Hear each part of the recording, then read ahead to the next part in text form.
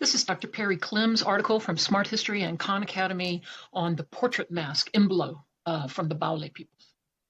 The 400,000 Baule who live in central Côte d'Ivoire in West Africa have a rich carving tradition.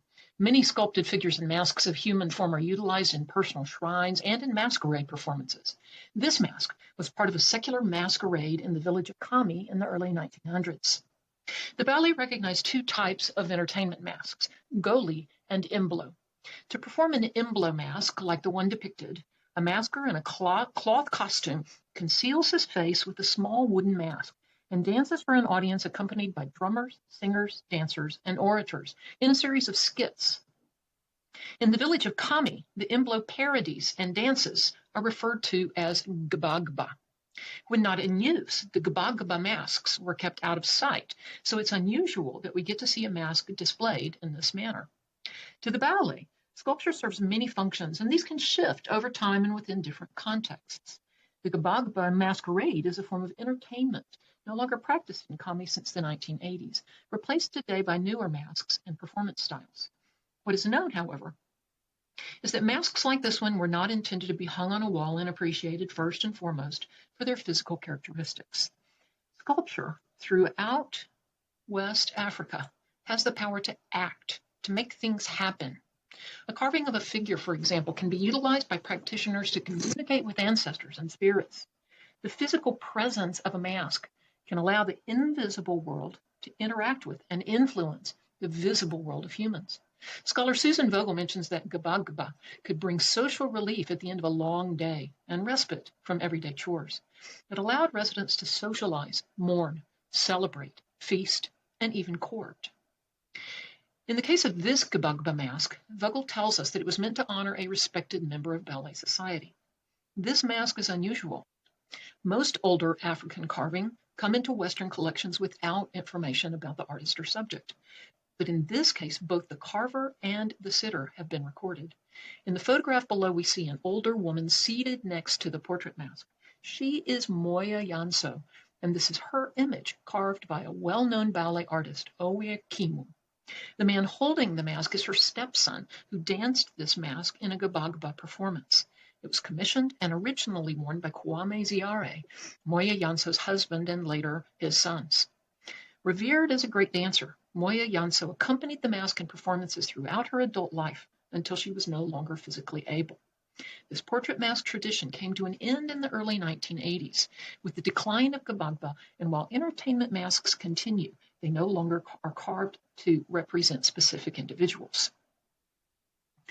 Portrait masks characteristically have an oval face with an elongated nose, small open mouth, downcast slit eyes with projecting pieces that extend beyond the crest to suggest animal horns.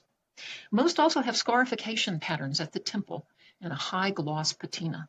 These stylistic attributes are actually a visual vocabulary that suggests what it means to be a good, honorable, respected, and beautiful person in Baule society. The half-slit eyes and high forehead suggest modesty and wisdom, respectively. The nasolabial fold, depicted as a line between the sides of the nose, the outsides of the mouth, and the beard-like projecting triangular patterns that extends from the bottom of the ear to the chin, suggest age. The triangular brass additions heighten the lustrous patina when danced in the sunlight, a suggestion of health. The hairstyles of portrait masks are known to be quite realistic, but other features, like the 6 projecting tubular pieces at the crown, are abstract.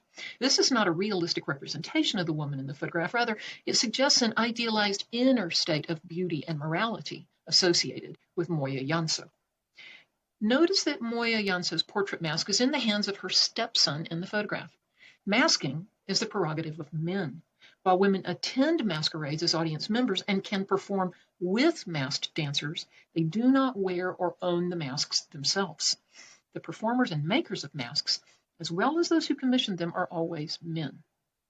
It is interesting to note the way in which African objects gather value in the West. This mask was acquired from the family of Moya Yanso in 1997 by a collector in Brussels, then sold to a French collector, and then finally sold through the Sotheby's auction house in 1999 for $197,000 US to a collector in Minneapolis. The mask has also been exhibited at the Yale University Art Gallery, the Art Institute of Chicago, and the Museum for African Art in New York. It is featured on the front cover of Baule, African Art, Western Eyes, written in 1997 by Susan Vogel, who has written extensively on ballet art and first conducted field work in Kami Village in the 1960s. For many collectors in the West, it is the formal properties of the mask that are alluring. Like avant-garde artists in the early 20th century who were looking for new stylistic avenues to represent the modern condition, collectors today value the abstract qualities of ballet art.